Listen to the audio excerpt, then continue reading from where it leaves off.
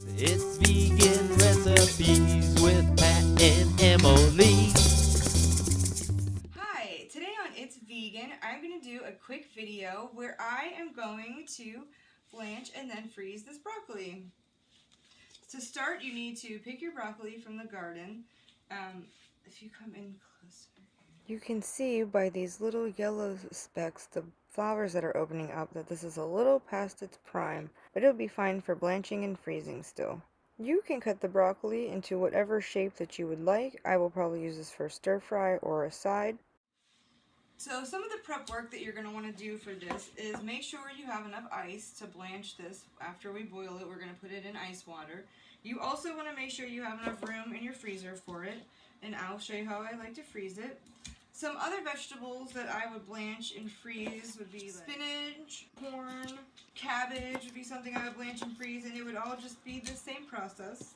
If I was going to use this for soup, I would chop it into smaller pieces. I love this broccoli out of the garden.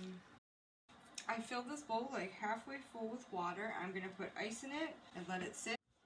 I'm going to take these bags that I've already used and washed. I'm going to cross out whatever I did last time. And I'm going to write on here what I'm doing and the date, because I will be putting these in the freezer and using them all year. Now we're going to get our broccoli in our pot. I'm only going to blanch half of this at a time. It's already starting to change colors. It really just takes about 30 seconds, because whenever you pull this out of the freezer, you are going to continue to cook it a little more. We are going to go straight from here into the ice water. That was about 45 seconds or a minute. That's so vibrant and green and beautiful looking. It looked good before, now it looks even better.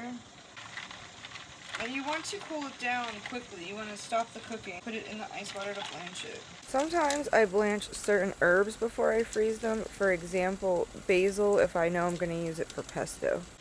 That looks like about all the broccoli. Let's drain this and bag it and put the lid back on my pot. I've strained my broccoli from the ice water, and I'm going to measure it out.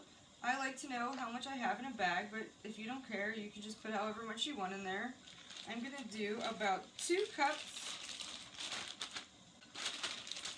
Then I like to flatten them out a little bit, get out as much air as I can, and lay them on a lined cookie sheet that I will then place in the freezer, and I will let them freeze like this.